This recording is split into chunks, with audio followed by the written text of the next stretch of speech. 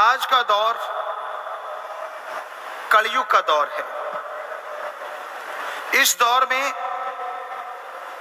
इंसान मनमते ज्यादा चलता है। काम वासना, क्रोध, लोभ, मोह, अहंकार, मन, माया सबने इंसान को गुलाम बना रखा है। दूसरे शब्दों में कहें, इंसान को अपने काबू में कर रखा है। आज इंसान विषय विकारों में समय लगाता है। ठगी, बेईमानी, भ्रष्टाचार में समय लगाता है। झूठ बोलना, लेग पुलिंग, उसमें समय लगाता है। चुगलियां करना, निंदा करना, गप मारना, ये आज आम बात हो गई है। इस कलयुग में सबसे मुश्किल है राम के नाम में बैठना। 10 मिनट भी अगर प्रभु का नाम लेना पड़ जाए तो यूं लगता है जैसे बहुत सारा बोझ उठा लिया हो। यूं लगता है जैसे पता नहीं कितनी बड़ी कुर्बानी कर दी हो। दुनिया की तमाम बातें मसालेदार लगती हैं, पर राम नाम की बात अलूणी सिल की तरह लगती है कि ये तो बकबका समान है। पर आप नहीं जानते, कई बकबकी चीजें सेहत के लिए बहुत फायदेमंद होती हैं। उदाहरण, एवोकाडो एक फल आया है, बड़ा ही बकबका है, पर कहते हैं सेहत के लिए बहुत बहुत फायदेमंद है। कुनैन बड़ी कड़वी होती है, पर सेहत के लिए बड़ी अच्छी होती है। नीम की दातुन बड़ी कड़वी होती है, पर बहुत सारे मुंह की बीमारियों से निजात दिला देती है अगर लगातार करते रहो। नीम को पीना, जामुन, करेला, मेथी है, ये ऐसी चीजें हैं जिसे कोई खाना पसंद नहीं करेगा। लेकिन क्या आप जानते हैं, यह शरीर के लिए बेहद फायदेमंद है।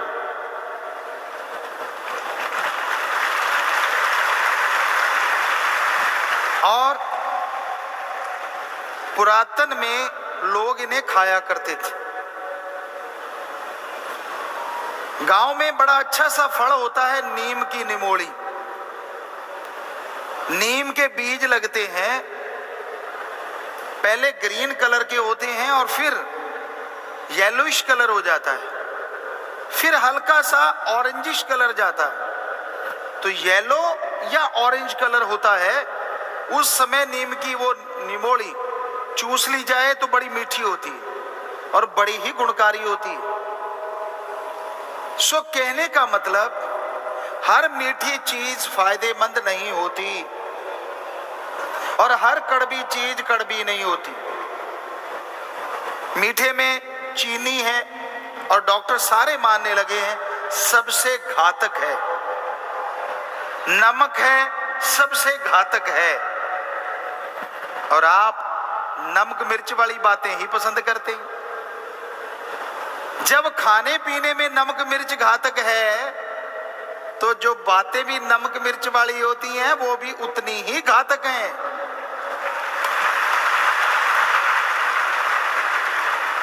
चुगली करते हो, एक तरह से आप दूसरों की मैल धोते हो,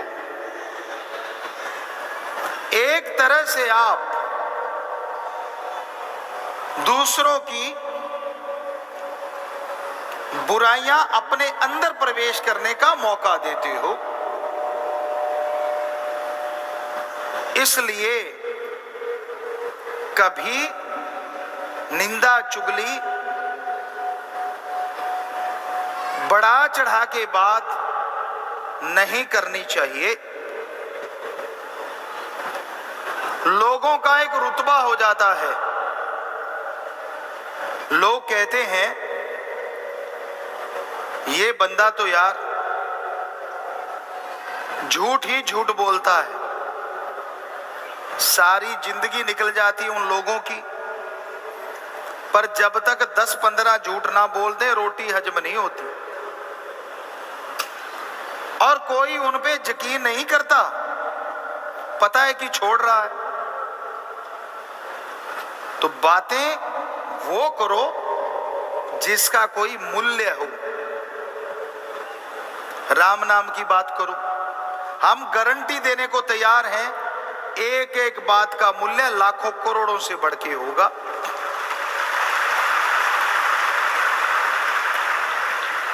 सृष्टि के भलाई की बातें करो, हम आपको गारंटी देते हैं कि सृष्टि की भलाई की गई बातें किसी का भला करे ना करे, आपका भला जरूर करेंगी।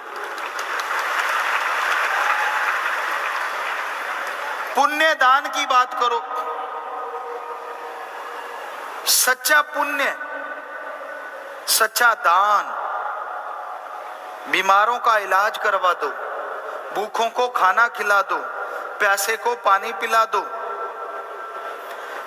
ये कार्य करने की बातें करोगे और ये कार्य करोगे तो हम आपको गारंटी देते हैं, आपका ही नहीं आपके परिवार का भी भला जरूर हो जाएगा।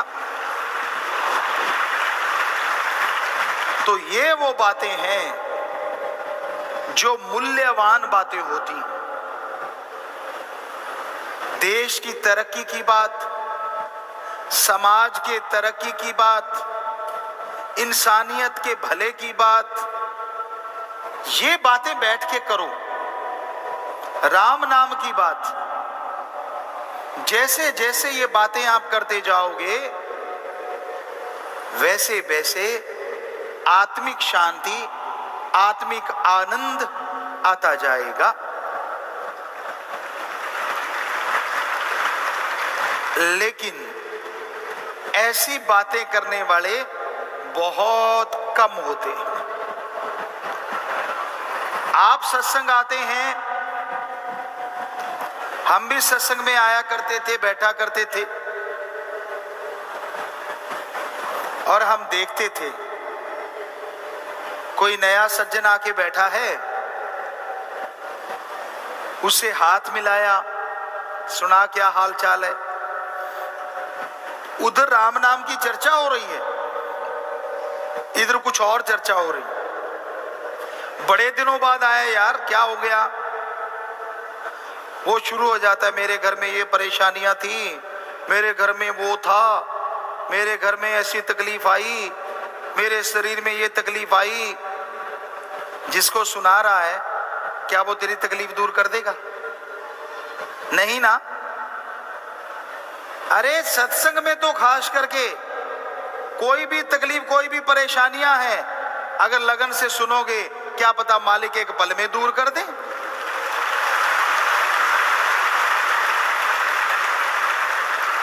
ऐसी बात सुनानी है, सुनने के लायक है तो अल्लाह वाहिगुरु राम सतगुरु मौला है, जो सुनेगा भी और दूर भी करेगा। बंदा बंदे को क्या दे सकता है? ठीक है, आपको सत्संग नसीब नहीं हुआ, आप घर परिवार में, तो आपस में बातें करने में कोई हर्ज नहीं, उससे दिल हल्का होता है। गुबगुलाहट पंजाबी च कहते हैं, वो निकल जाता है। बजाय अंदर ढोल बनने के, गम को शेयर करो, पर सुनने वाला सच्चा दोस्त हो, सच्चा रिश्तेदार हो, सच्चा इंसानियत का पहरेदार हो, उसके सामने अगर बात करो तो हो सकता है वो भी कुछ ना कुछ राह दिखा दे और आपका गम भी कुछ ना कुछ कम जरूर हो जाएगा। पर आम तौर पे लोग बिना सिर पैर की बातें करते रहते हैं, बेवजह बातें करते रहते हैं। ये कहावत सी बन गई है, कहीं जाके बैठेंगे, बैठते ही शुरू हो जाते हैं, चलो यार अपना कोई साथी देखो, गपशप मारते हैं। आजकल के नौजवानों को तो हमने शरेआम ये कहते देखा है, आ जाओ गपशप मारते हैं। गप तो ठीक है, ये शप का पता नहीं चला होता क्या है। हमें लगता है गप तो जो आप गलत झूठ बोलते हो, और शप का मतलब समय की बर्बादी है कि आ जाओ गप मार के समय की बर्बादी करते हैं। क्यों भाई? आज जो जिंदगी का दिन आप जी रहे हो वो आज ही है, कल को नहीं आएगा, वो दोबारा आने वाला नहीं है। नहीं समझे? ये दिन आपकी जिंदगी के कुल दिनों में से कम हो गया। जो दिन, जो महीना, जो घंटा, जो सेकंड आपका गुजर जाता है, आपकी कुल उम्र में से वो समय कम हो जाता है। निरंतर आप अपने एंड की तरफ जा रहे हैं, तो फिर क्यों ना हर दिन को नेकी में गुजारा जाए, खुशी में गुजारा जाए। खा लिया, सो लिए, जाए, क्या इसीलिए मिला है ये शरीर? यार दिन गुजर रहा है, पर कुछ ऐसा गुजारो कि आने वाली दुनिया के लिए वो दिन रोशनी से भरा हो, लोग उसकी रोशनी से आगे बढ़ें।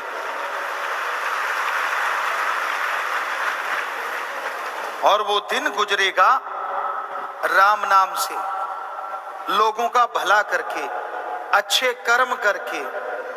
आज के दौर में इसी चीज की कमी है। कल परसों हमने देखा शास्त्राम जी गिनेस वेलफेयर फोर्स विंग की सेवादारों की फोटो विदेशों की बुक्स में भी आ गई हैं।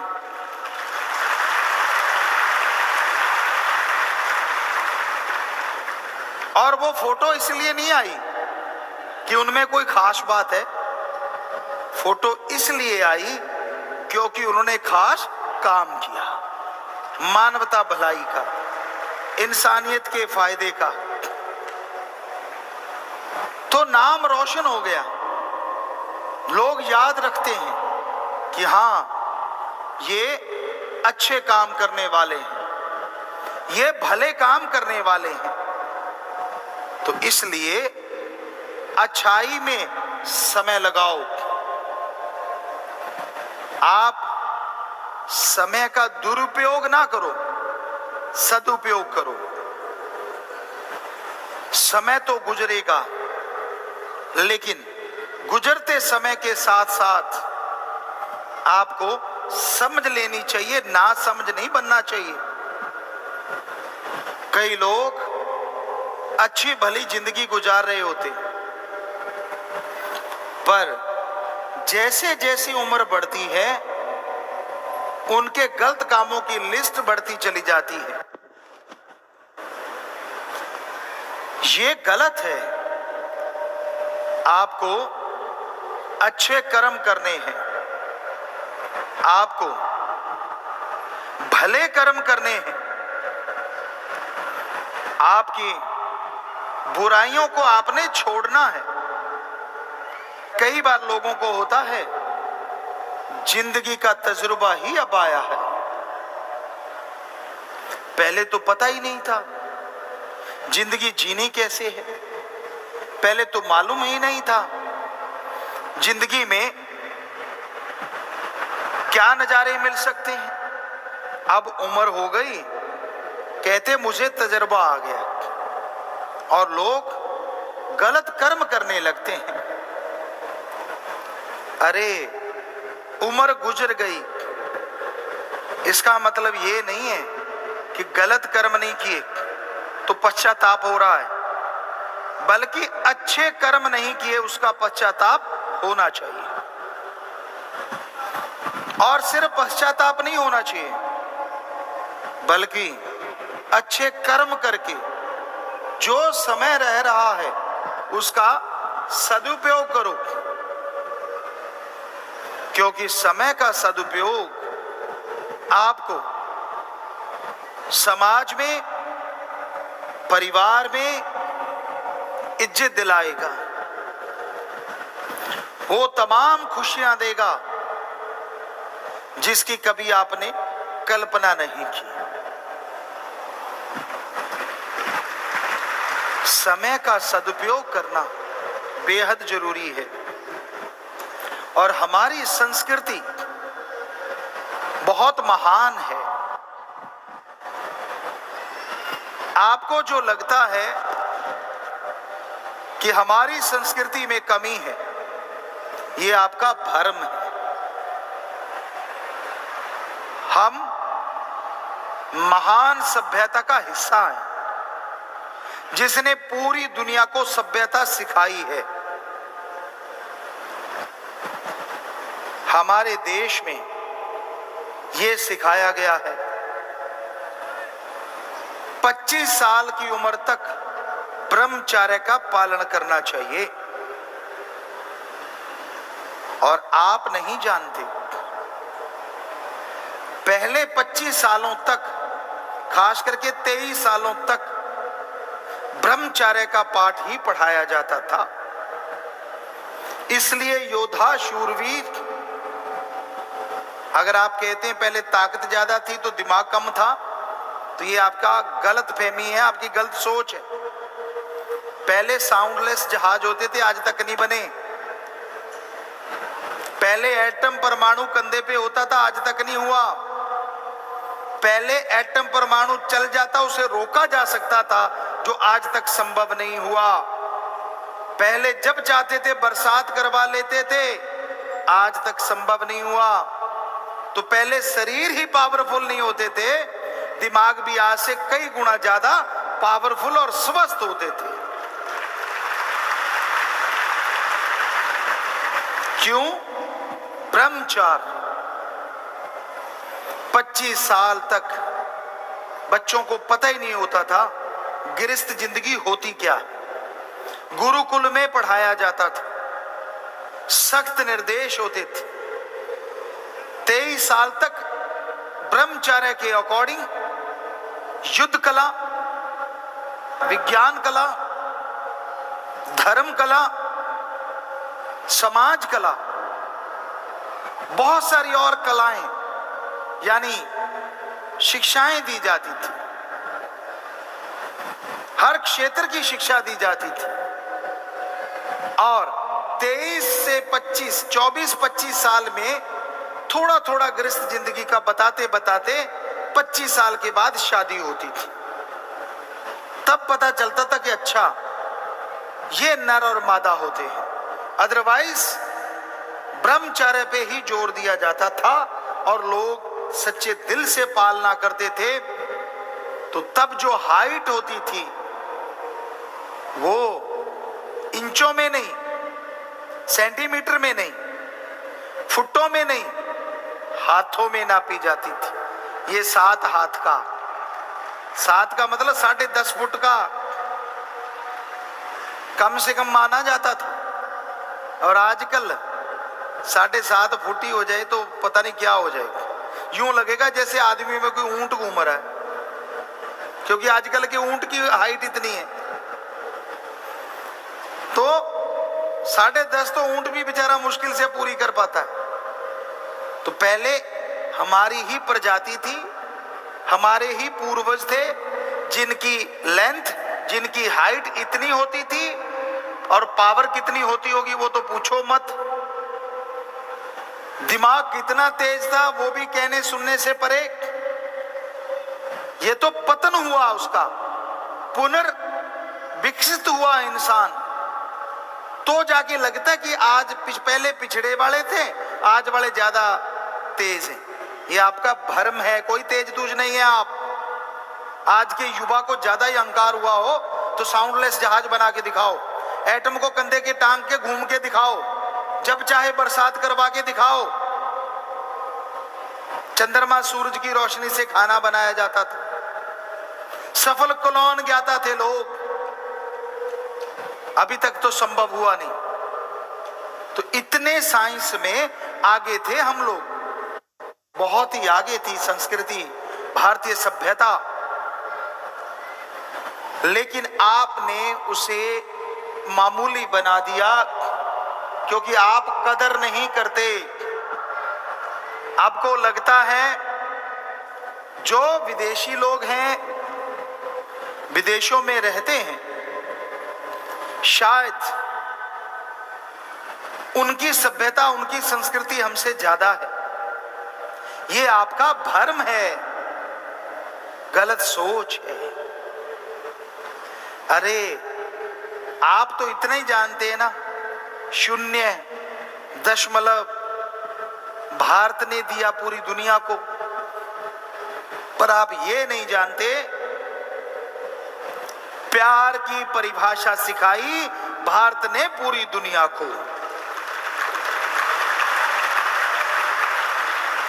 पशुओं की तरह रहते थे लोग।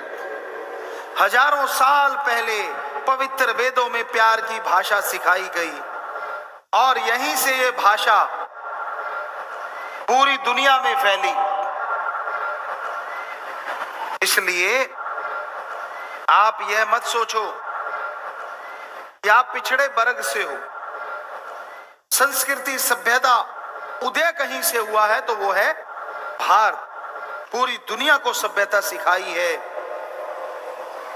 नालंदा यूनिवर्सिटी, विश्वविद्यालय जिसे कहा जाता था, कभी यूएसए, कनाडा, यूके, बाहर की जितनी भी कंट्री हैं, यहां पढ़ना पसंद करते थे और बाहर बताया करते थे हम नालंदा यूनिवर्सिटी में पढ़ के आए हैं। इतना गर्व होता था विदेशों को, विदेशी लोगों को। वो बताते थे जाके कि भारत में पढ़ के आए हैं। हमारी संस्कृति, हमारी सभ्यता बहुत ही अच्छी है। समय का सदुपयोग करते हुए इसका अगर फायदा उठाओगे, अच्छा काम किया करो। मिर्च मसाला ना सेहत के लिए अच्छा है और ना बोलने में अच्छा है। तो आप नेकी कीजिए, अच्छी बातें कीजिए, घर का फायदा होगा, शरीर का फायदा होगा।